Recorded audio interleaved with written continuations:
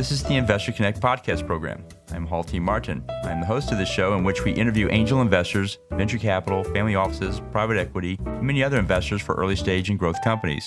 I hope you enjoy this episode. Interested in learning more about investing in startups, launching a new startup and need to raise funding? The Startup Funding Espresso is a daily podcast in a short, concise format delivered to your inbox every day, Monday through Friday. In the time it takes to drink an espresso, you can learn about startup funding. To subscribe, go to investorconnect.org and put your email into the pop-up box. Hello, this is Investor Perspectives. I'm the host of Investor Connect, Hall T. Martin, where we connect startups and investors for funding. Today we have joining us Greg Foster, founder and CEO at Vizen Analytics. Vizen offers a fully managed cloud AI consumption-based subscription service that maximizes forecast accuracy while reducing inventory holding costs, enabling a better way to project product demand while preventing overstock waste and inventory stockout conditions. They provide everything your business needs to succeed without making a significant digital IT investment. They do all the work, including historical data analysis that's presented in a gorgeous SaaS UI with an integrated SKU predictions. Greg, I'd like to record your thoughts on the manufacturing supply chain problem that we have coming up here. So with that, let's go ahead and get into it. Yeah, thanks, Paul, for having me on the show. It's quite a pleasure.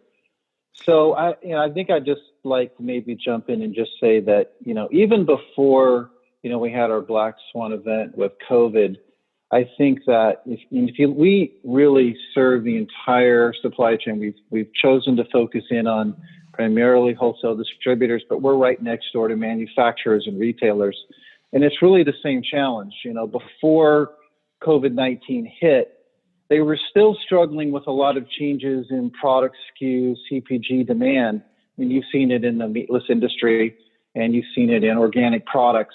And trying to be able to predict what a consumer is going to buy 3, 6, 12 months down the road, it's a big deal, right? And then COVID struck. And, the reason why we picked wholesale distribution is primarily because it's a soft spot for me. So I've been in the industry, 20 plus years, working for different consulting and IT companies. And I've always come back to very large food manufacturing companies. Nestle would be one of them, and supporting their distributors. And I've also supported a lot of other large manufacturers and their distributors. So I've been closely aligned to the supply chain industry and the companies and what they're trying to accomplish. And it's all about, can we guess what our consumer is going to buy? How much do we need to make? And how best to manage the efficiency inside that supply chain? And so here at Vizen Analytics, we know that these customers are looking at ways to increase efficiency. I call it prescriptive foresight. How could we, read each other's minds and know what someone's going to buy at a store in 3, 6 months or a year? And then with COVID happening, it really shifted the whole curve. And I don't think it's coming back really anytime soon, if that makes sense. Absolutely. So let's talk about the growth in the manufacturing supply chain segment. We're coming out of COVID. We hear a lot about manufacturing reshoring, more robust supply chains and so forth. What do you think is going to happen in this space in the next 12, 24 months? Yeah, no, I think that's a really great question. I think we all really want to understand that answer. I think from our perspective, we wouldn't necessarily call it growth. I mean, it is. There's obviously a massive expansion happening, but we really look at it as a significant pivot, meaning, as I said earlier, these companies are looking at what's happening in their industry, and it was already happening, right? Being able to predict how much do I need to keep in my warehouses so that I can source it, sell it, and distribute it to the places that it needs to go, right? So really taking a look at reassessing where they need to go with their strategies during this pandemic is just massive. Being able to figure out what products they need to produce for what demand.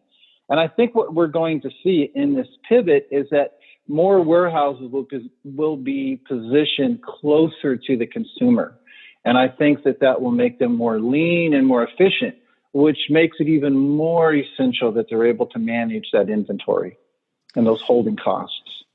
Well, in addition to getting closer to the user with the warehouse, what are the other trends you see coming up into this segment? Well, I would say that technology is a big one, and something that has been really kind of a surprise to me is the higher end wholesale distributors and manufacturers. They don't have as robust of a data science team as you might think. They're still relying on something called deterministic software. That's basically a fixed program you upload, and then you've got your ERP data, and you're running in these very fixed algorithms that make predictions.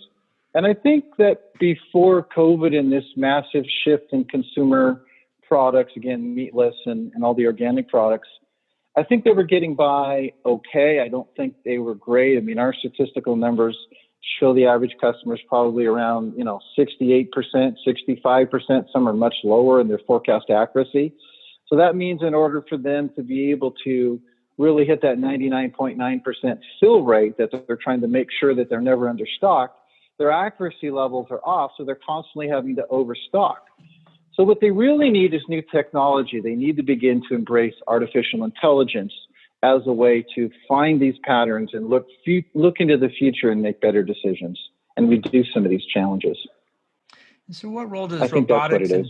And what role does robotics and automation play into this? Well, and this is really the big thing, Paul, is that these companies don't have a huge budget for that. I mean, I have been in industry, developing solutions in IoT, not necessarily robotics, but mobility solutions for fleet tracking and getting from the manufacturers to the distributors so they can track and create better efficiency. But they've only got, if you're looking at a wholesale distributor or retailer, 2 to 3% net profits. And they just don't have a lot of time and money to put into IoT and robotics. And frankly, candidly, the ROI on that has not really been proven. I mean, if you're looking at like a Hyundai, robotics makes tremendous sense. But if you're looking at a mid-market wholesale distributor, how do they fit that into their budget with the other 30 things that they're trying to fit in, right? So it's a challenge.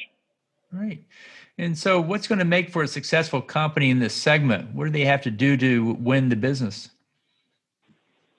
Well, as I indicated, I think they've got to focus on adopting technology. And I'll tell you what the biggest speed bump is.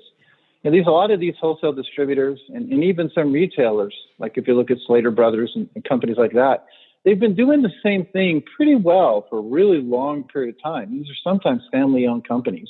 They've got very fixed territories, and they've gotten very dependent on what I'll call gut instinct, working with what I know. And I want to make it clear, we don't look at technology in any way replacing humans. Our system does not place orders. Our system makes advisory to help them make better informed decisions, taking external data sources and their data and really giving them better insight so they can make better predictions.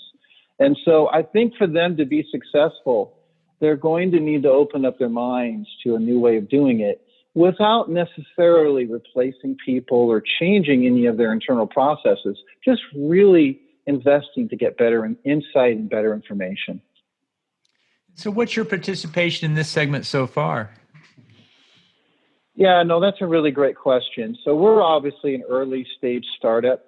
We have had so many focus group conversations in this space. And of course, with my background, conversations over what is it going to take to be successful in this business. We've got a number of letter of intents from very large companies that and this is really kind of going back to the first part, they only got so much money to do so many IT projects. And so we're kind of, take a number, let's wait in line and be able to, get the insight that we're looking to get. But I would just say that we're focused on the mid-market wholesale distributors. We just did a pilot for a very large retailer. They gave us about 10 stores, and they gave us, about $85 million in inventory to analyze over an 11-month period. We analyzed that, and we were able to take that data, and it wasn't complete data. We didn't have all the metadata, but we were able to basically increase the accuracy by 24%. We reduced errors for this sample by 40%, and we saved them over $1 million in inventory they don't need to purchase because we were able to shorten the curve, the cycle. And so we're out there. We've got a number of strategic partners in the industry that are making introductions for us. As I indicated, we've got 3 or 4 letter of intents that are in process right now. And we're building to be able to get even more proof of concepts up this year so we can really demonstrate the value. And I'm really confident that once we show this value, that they're going to really see it. And the industry is really tight. It's very proprietary. They're in territories. They don't really compete with each other so much like you would see in other industries. We're going to make a lot of friends. And we're going to really focus on the relationships and the people in this industry. And then they're going to tell two friends, and we're going to have a very sharp growth curve. And I'll tell you why I think that. Because in all of the analysis, we have not found a lot of companies, and we've been validated by several investors and accelerators that are in this space. They don't see a lot of other companies like us who are bringing, the kind of solution and the on-ramp to be able to get access to this business. So I think that they need to have an easy way to get access to this solution. And I just want to pause and say that what we provide is a digital on-ramp. So they've got that 2 to 3% bucket that they need to focus in on. We give them a chance to try our service with no upfront cost, and we don't start billing until we prove the use case. And that's the way in. And that's why we've been able to get some of the traction, the interest. And I've had CIOs say, we're a people-oriented business. Technology is not our thing. But if you can give us an easy way to use this, it's kind of a no-brainer. And that's what I got from my customers. So that's where we're at, and that's why we're super excited to support this segment. Great. So for investors, what should they be looking for to invest in this new manufacturing supply chain movement here? Well, I think the demand forecasting side and efficiency, we also see driver shortages. And I think that AI is something that can help look ahead, like lead times that it's going to take to get from sourcing companies. Again, as we talked about earlier, it's, these wholesale distributors need to invest in their infrastructure to get closer to their customers, which means, once again, they've got to have better insight into what's going into that inventory, what they're purchasing. They need to understand the customer better, and they need to understand where their shipment is on the road. And so I think if I'm an investor, that's where I want to be, is in that space. How do I make customers leaner, more efficient, and have greater insight at a cost-effective process? Great. Well, what else should we know about this segment that we haven't covered so far? Well, again, I really think they're suffering a lot right now. I think one of the concerns that I personally have, and again, having supported many of these wholesale distributors, is will they be able, and they're family-run companies, Paul, will they be able to stay in business over the next 12 months? And I'm really, again, talking the mid-market. The big boys, of course, they're not going anywhere. But if we're going to see a lot of consolidation in this industry, if we don't see a lot of technology adoption and insight to help them guide their way. So I guess I'm just really concerned about that, right? You've got Amazon as a threat out there. How do we make it easier for them so they can stay in business and keep doing what they do great, which is supporting our country? And so what changes do you expect to see in the coming 12 months?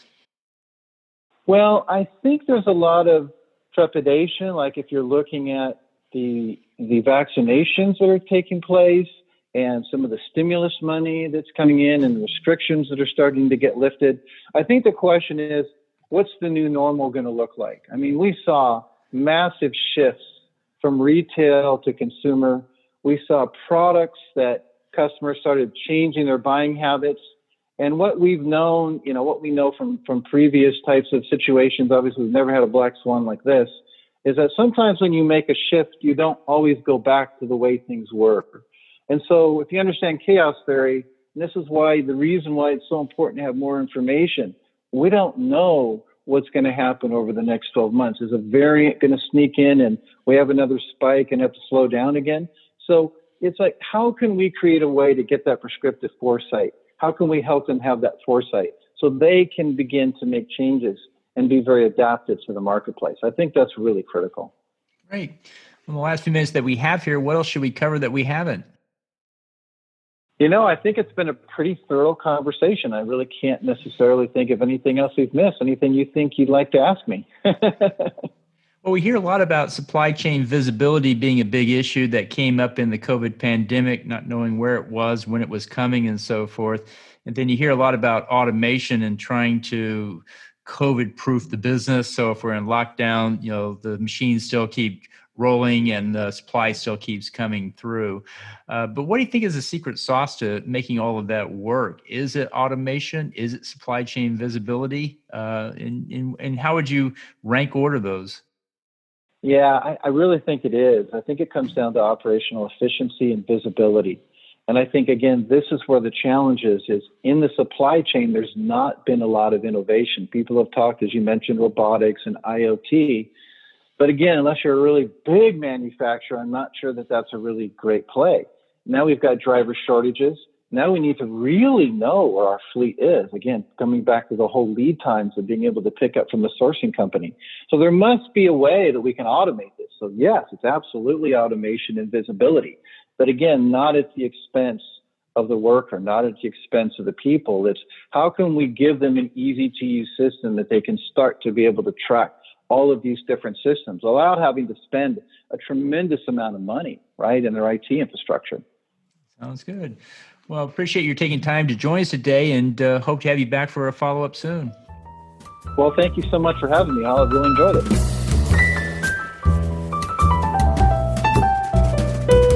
Investor Connect helps investors interested in startup funding. In this podcast series, experienced investors share their experience and advice. You can learn more at investorconnect.org. Halty Martin is the director of Investor Connect, which is a 501c3 nonprofit dedicated to the education of investors for early stage funding. All opinions expressed by Hall and podcast guests are solely their own opinions and do not reflect the opinion of Investor Connect. This podcast is for informational purposes only and should not be relied upon as a basis for investment decisions.